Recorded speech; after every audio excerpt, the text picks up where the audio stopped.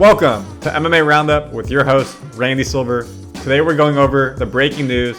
ESPN and PFL signed a new exclusive deal to be partners together. What does that mean? We'll dive into it for you right now. Announced today, verbatim, PFL and ESPN have announced a new multi-year media rights agreement which includes live event distribution of the PFL regular season, playoffs, and World Championships on ESPN Linear, so network television, and ESPN Plus. This is no different than what they've already been doing.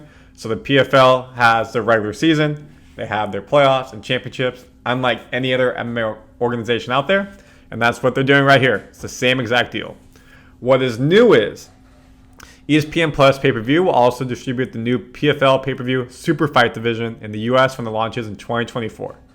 So the ESPN pay-per-view just did actually their championships. So that sounds like that means that it will still only be on network television now. Now that they have pay-per-view division, and who's in it?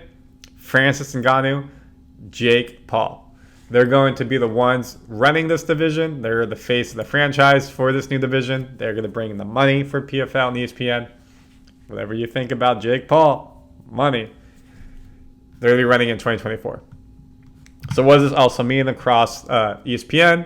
They'll have pre-fight coverage, post-fight coverage, other programming, say highlights, things like that on all their digital channels. A quote from PFL CEO Peter Murray. We've had 5 successful seasons in ESPN, and we're excited for the next phase of the growth for MMA and Professional Fighters League with this agreement. Our sport's innovative with the format. Our roster's elite, especially with the acquisition of Bellator. A whole other video on that. You can check it out. We have the new pay-per-view Super Fight division, which will have Ignnanou and Jake Paul. And MMA is still on the upward.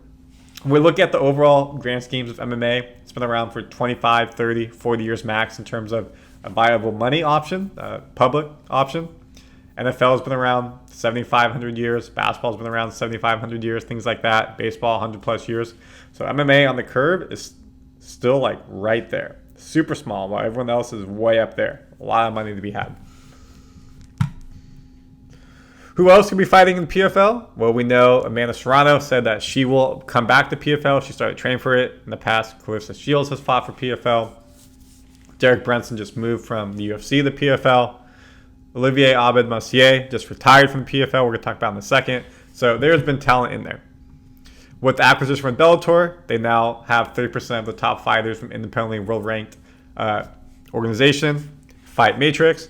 They say UFC is the same way. So the talent level at the top is the best, tied for the best. Now, the rest of the roster, of course, got some work to do. Hopefully, Bellator can help them out with that.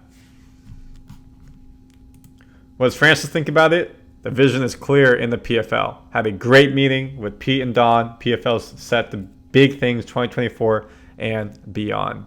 Here he is with Don and Pete having some lunch, dinner, whatever it may be. So he's excited. Of course, what's happening next for him? He may be boxing before he comes back to PFL, but he will be fighting in PFL in 2024. One thing to note as well, unfortunately, for MMA fans, Olivier Abed-Messier is putting his gloves up, calling it a career. He just won back-to-back lightweight championships. It's not going for the back-to-back-to-back. This means that this is the end. Announced his retirement, hanging it up. He's feeling incredibly grateful today. As I hang up my gloves, I must give a massive shout out to PFL. He's now won $2 million with him. PFL believed in me. They recognized me as a fighter as a kid from Quebec who just wouldn't quit. It's been an honor to step in the cage under their banner. What is his record overall? 10 fights in PFL, never lost. 10-0, 2 championships, $2 million. Pretty good.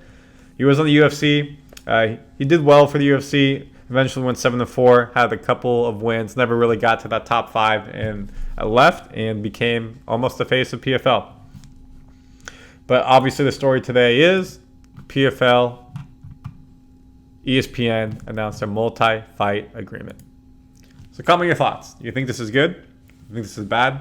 The one thing we didn't talk about is Bellator. That means they're keeping Bellator as their own entity, so they'll be shopping Bellator to potentially, let's say, Netflix, Amazon, other networks. Maybe they go to ESPN for Bellator as well. Probably not.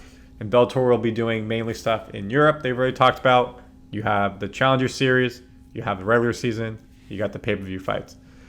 So we'll see what PFL does in 2024 and beyond. Of course, stay here at MMA Roundup on Rain and Silver TV. We'll keep you updated on everything you need to know MMA-wise, especially PFL. Go to my PFL playlist. You'll see everything from the World Championships. We got recap videos, highlight videos, and more. Thank you so much. We will see you all next time.